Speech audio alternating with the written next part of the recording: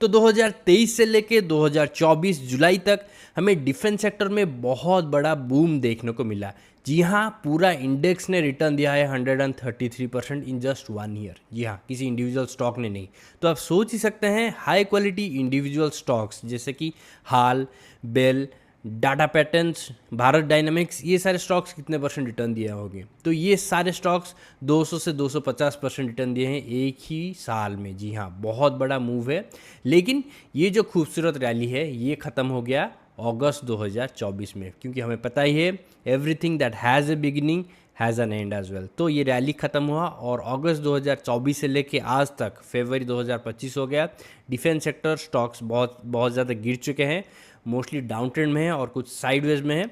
तो अभी ये इतना खास रिटर्न नहीं दे रहे हैं, लेकिन हमें डिसअपॉइंटेड होने की ज़रूरत नहीं है, क्योंकि अगर आपने उस वक्त इन्वेस्ट किया है, उस रैली को आपने यूटिलाइज करके कुछ अच्छे प्रॉफिट निकाले हैं, तो ये सही वक्त है आपको अपने जो मतलब अमाउंट है जो आप इन्वेस्ट करना चाहते हैं फिर से डिफेंस सेक्टर में, तो वो रेडी करके रखें। क्योंकि जब ये जो थोड़ा सा करेक्शन है या साइडवेज एक्शन है ख़त्म होगा, फिर से रैली शुरू होगा, तब आप प्रिपेयर्ड होंगे कि नेक्स्ट रैली को भी इसी तरह से कैच कर सके। ठीक है, तो ये सब हुआ मल्टीपल फैक्टर्स की वजह से, क्योंकि India make in India initiative के through maximum defence products in house खुद इंडिया में ही बनाना चाहते हैं जितना भी पॉसिबल है। तो ये एक बहुत अच्छी बात है और इसके साथ हमने देखा कि एक्सपोर्ट्स में भी ग्रोथ हुआ है डिफेंस सेक्टर का, तो ये भी ऑब्वियसली एक कंट्रीब्यूटिंग फैक्टर है।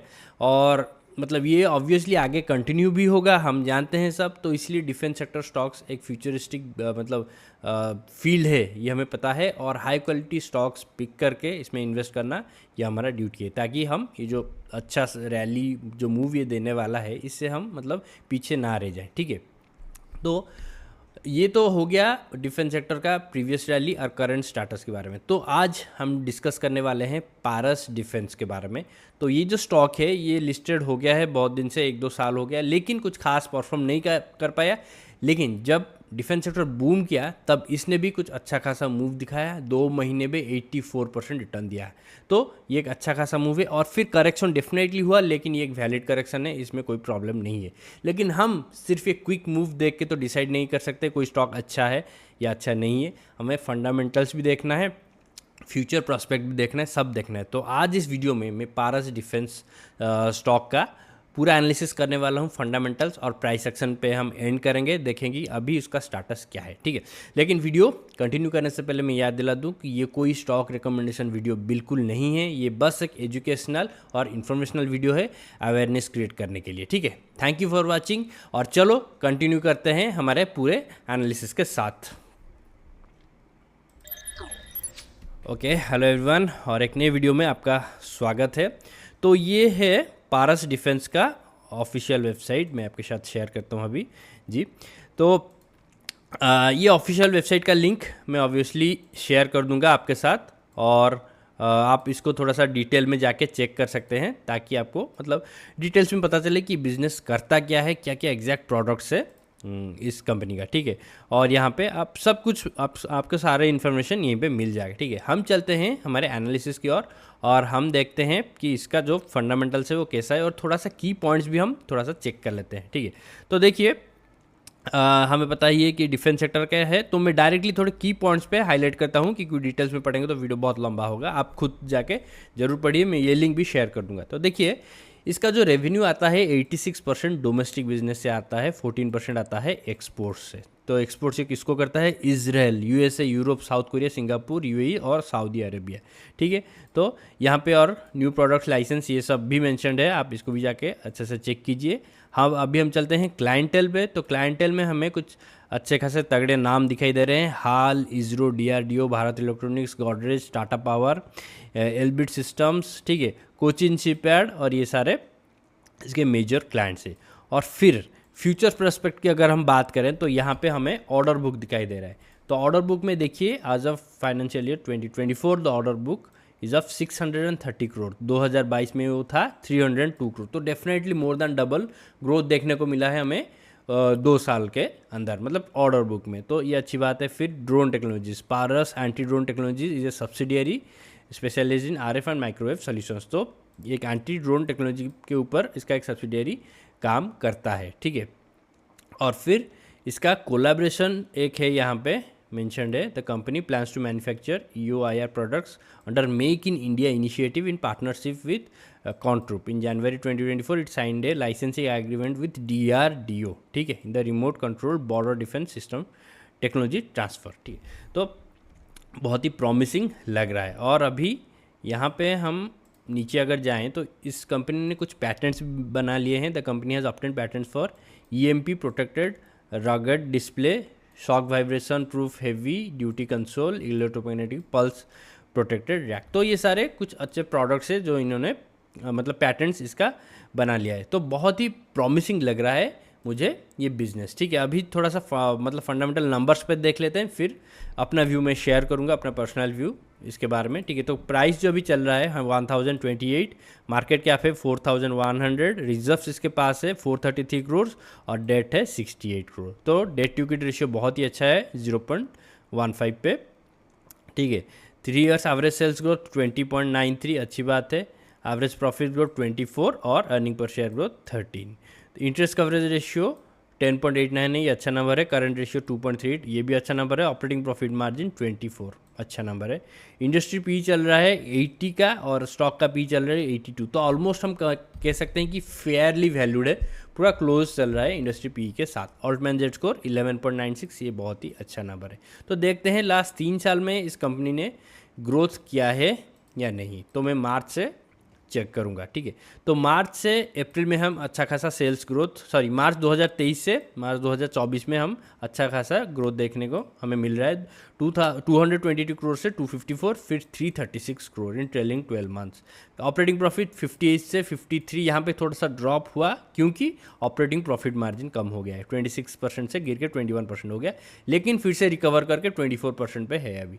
और फिर ऑपरेटिंग प्रॉफिट यहाँ पे 53 से 81, तो यहाँ पे भी अच्छा खासा ग्रोथ देखने को हमें मिला है। और अगर हम नीचे जाएं यहाँ पे तो अर्निंग पर शेयर भी अच्छा खासा ग्रोथ दिखाया है। यहाँ पे थोड़ा सा डेफिनेटली ड्रॉप हुआ है, वो ऑपरेटिंग प्रॉफिट मार्जिन की वजह से 9.25 से 8.22 हो गया, लेकिन अभी 13.65, बहुत अच्छा खासा ग्रोथ है। तो अभी चलते हैं शेयर होल्डिंग पैटर्न पर, देखते हैं लास्ट 3 क्वार्टर में क्या क्या चेंजेस आए हैं। तो 3 क्वार्टर में हम बहुत एक इंटरेस्टिंग चीज़ हमें देखने को मिल रहा है। देखिए, प्रोमोटर का जो स्टेक है वो कंसिस्टेंट है, ऑलमोस्ट 58.94, 58.94। यहाँ पे थोड़ा सा ड्रॉप हुआ है ऑलमोस्ट 1.8 to 1.9% के आसपास, ठीक है, 1 पॉइंट, लेकिन मेजर ड्रॉप नहीं है तो चलेगा ये। और लेकिन ये इसी वक्त हम देख सकते हैं कि FIs का स्टेक कंटिन्यूसली बढ़ता जा रहा है, 2.97% से बढ़ के हुआ 3.46%, फिर 4.84%। तो लास्ट 3 क्वार्टर में ईच क्वार्टर में वो अपना स्टेक बढ़ा है, बहुत अच्छी बात है। DI इसका देखते हैं 0.07 से बढ़ के हुआ 0.63, फिर 1.48, तो मल्टीफोल्ड इंक्रीज हो रहा है DI इसका होल्डिंग और FIs का होल्डिंग भी। तो क्लियरली यहाँ पे स्मार्ट मनी का स्टांस बहुत ही स्ट्रांग है, वो लोग इस बिज़नेस को बहुत ही प्रॉमिसिंग कंसिडर कर रहे हैं, इसीलिए तो इन्वेस्ट कर रहे हैं, ठीक है। तो डेफिनेटली उनको ये बिज़नेस प्रॉमिसिंग लग रहा है। तो ये था ओवरऑल फंडामेंटल एनालिसिस। तो इसका जो बिजनेस पर्सपेक्टिव है, क्लाइंट लिस्ट है, ऑर्डर बुक है, फ्यूचर मतलब प्लानिंग है, पैटर्न्स, ये सब बनाए, तो ये सब देख के क्लियरली पता चल रहा है कि ये स्टॉक डेफिनेटली एक प्रॉमिसिंग स्टॉक है डिफेंस सेक्टर में, और हमें मिस नहीं करना चाहिए, ठीक है। इसको अपने वॉच लिस्ट में डेफिनेटली रखना बनता ही है। अभी चलते हैं प्राइस एक्शन पे और देखते हैं प्राइस एक्शन क्या कहता है, उसको टेक्निकली एनालाइज करते हैं। तो देखिए, ये है पारस डिफेंस, और यहाँ पे मैंने एक लाइन ड्रॉ किया है, आप देख सकते हैं। वो किस लिए, क्योंकि ये जो लेवल है ये मल्टीपल टाइम्स रेजिस्टेंस की तरह काम कर चुका है इन 3 लेवल्स पे। देखिए, रेजिस्टेंस की तरह था और अभी प्राइस उसके ऊपर बहुत तेज़ी से चला गया, लेकिन वापस फिर नीचे आ गया, और ये वीकली टाइम फ्रेम है, मैं याद दिला देता हूँ। तो हमें कैसे पता चलेगा कि ये स्ट्रेंथ कहाँ पे डेवलप करा है? देखिए, हम इसके लिए एक सिंपल सा तरीका यूज़ कर सकते हैं, वो है फिब रिट्रेसमेंट। आपको पता ही होगा, मैं ये टेक्निक बहुत बार यूज़ करता हूँ अपने एनालिसिस में, ठीक है। तो यहाँ से ये जो हाई पॉइंट है, हाई पॉइंट को लेके मैं लो पॉइंट के साथ कनेक्ट करूँगा तो मुझे कुछ लेवल्स दिखाई दे रहे हैं, और मैं अभी के लिए लाइन डिलीट करता हूँ, नहीं तो कन्फ्यूज़न होगा थोड़ा सा। तो देखिए, अभी जो करेक्शन चल रहा है वो 50% लेवल के आसपास चल रहा है। मैं थोड़ा सा इस तरफ स्क्रॉल कर लेता हूँ, ठीक है। देखिए 15% के आसपास जो कि है 1016। तो ये जो नंबर है आप हमेशा राउंड अप करके कंसिडर कीजिए, 1020 आप कंसिडर कीजिए, कोई प्रॉब्लम नहीं है, ठीक है। तो यहाँ पे ये स्ट्रेंथ दिखाना स्टार्ट कर रहा है, इसी लेवल के आसपास जा रहा है, लेकिन चांसेस है कि यहाँ से साइडवेज चला जाए और शायद ये थोड़ा सा नीचे भी आ सकता है इस लेवल पे, जो प्रीवियस लाइन मैंने ड्रॉ किया था इन लेवल्स को कनेक्ट करके, तो वो है ऑलमोस्ट 850 लेवल आप कंसिडर कर सकते हैं। तो वहाँ तक भी वो जा सकता है, लेकिन क्या हमें उस लेवल पे एंट्री लेना चाहिए? तो जी नहीं, क्योंकि तब भी वो स्टॉक डाउन ट्रेंड में ही है और डाउन ट्रेंड में एंट्री हमें नहीं लेना है, क्योंकि हमारा जो इन्वेस्टमेंट है वो ब्लॉक होकर रह सकता है, तो वो रिस्क हम नहीं ले सकते। हमें वेट करना है कि कब ये मतलब जो साइडवेज एक्शन कंप्लीट करके एक रैली शुरू करता है, तो उसी इनिशियल लेवल पे जो वो स्टेज 1 से स्टेज 2 में जाएगा, तब हमें एंट्री लेना चाहिए। तो स्टेज 1 स्टेज 2 क्या है, ये एक स्टेज एनालिसिस है, तो मैं सिंपल वे से बताता हूँ। देखिए ये अगर स्टेज 1 है, S1 में लिखता हूँ, ठीक है, स्टॉक साइडवेज में जा रहा है और फिर एक दिन हमें दिखाई देता है कि यहाँ से ये ऊपर जाना स्टार्ट कर रहा है, ठीक है। तो ये हो गया स्टेज 1 और ये है स्टेज 2, ठीक है। तो अर्ली स्टेज 2 में ही हमें एंट्री लेना है, जो जब तक वो दिखाई नहीं देता हमें एंट्री नहीं लेना है। तो देखिए यहाँ पे ये ऐसे साइडवेज जा सकता है, ठीक है, 880 से लेके 1150 तक ऐसे स्विंग कर सकता है, या फिर थोड़ा सा नीचे भी आ सकता है अप टू दिस लेवल। तो हमें देखना है कि यहाँ पे आने के बाद क्या ये थोड़ा सा साइडवेज दिखा के स्ट्रांग हो रहा है कि नहीं। अगर हो रहा है तब उसको भी हम कंसिडर कर सकते हैं, वो एक सही लेवल होगा।